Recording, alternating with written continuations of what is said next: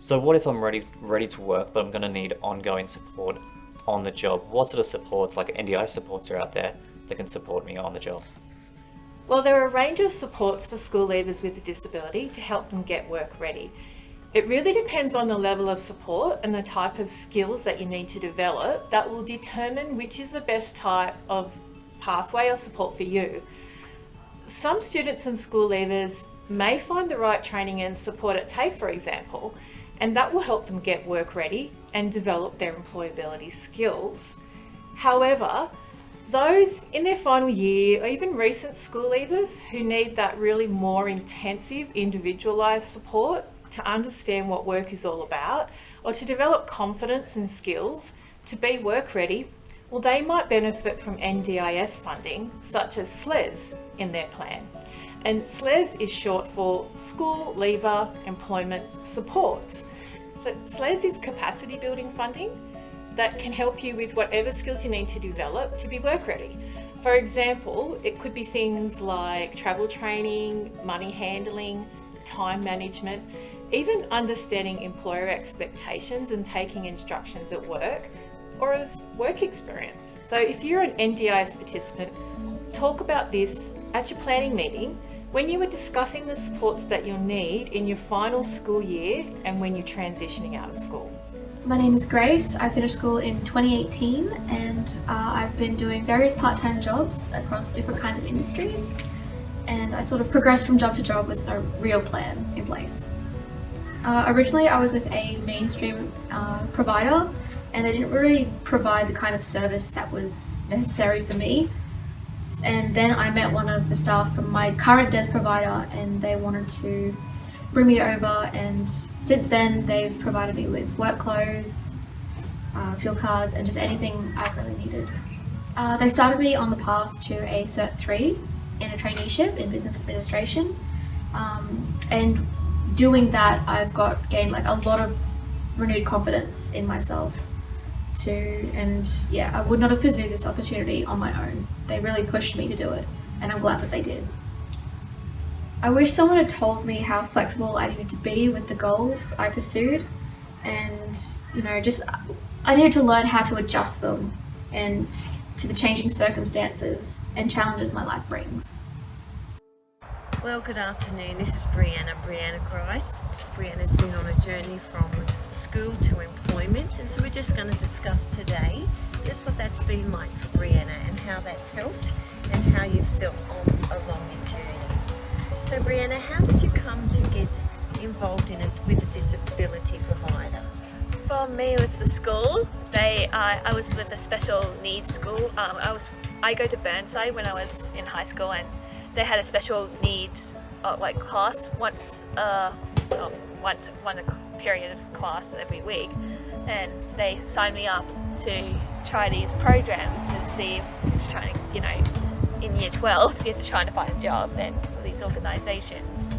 And I just, yeah. Very good. So while you were at school, what sort of support did you get from the organisation in helping you move forward towards employment? For employment, mostly they helped me get I get my certificate at school, like because you need to have a certificate and I was doing home ec at the time. Yes. And doing up a certificate, so they trying to get me set up, and they helped me with my resume first off, and I had to practice my interview clothes. Yes. And all this other stuff. And well, Brie, thank you for talking to us about your journey.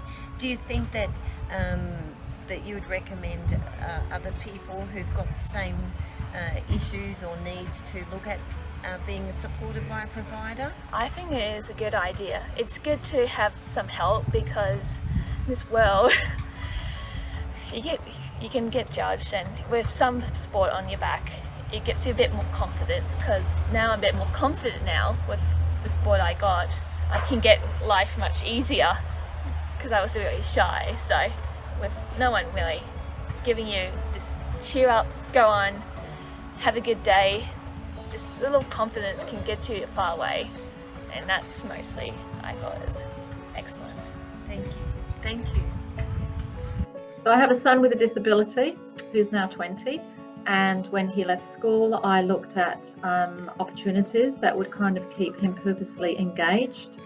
And so I contacted the NDIS. We started the NDIS process, and then I decided to go down the SLES pathway for him to see if we could kind of just raise the bar a little bit in terms of him having work in an open market, as opposed to maybe, you know, a sheltered workshop type situation or daycare situation.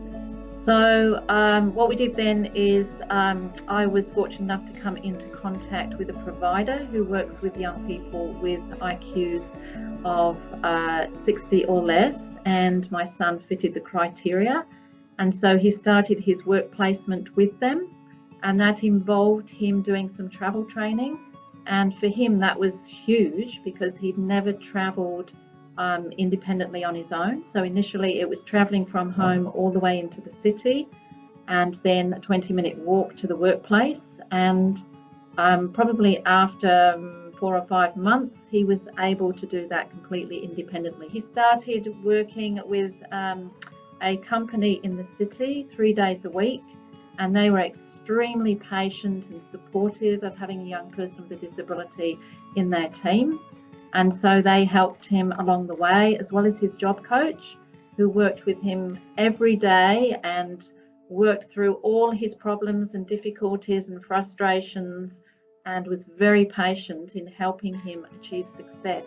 And when he's not at work, then he's engaged with a support worker who takes him to the gym 3 times a week, and he also does yoga 3 times a week. So he's quite a fit young person for, I would say, somebody with Down syndrome.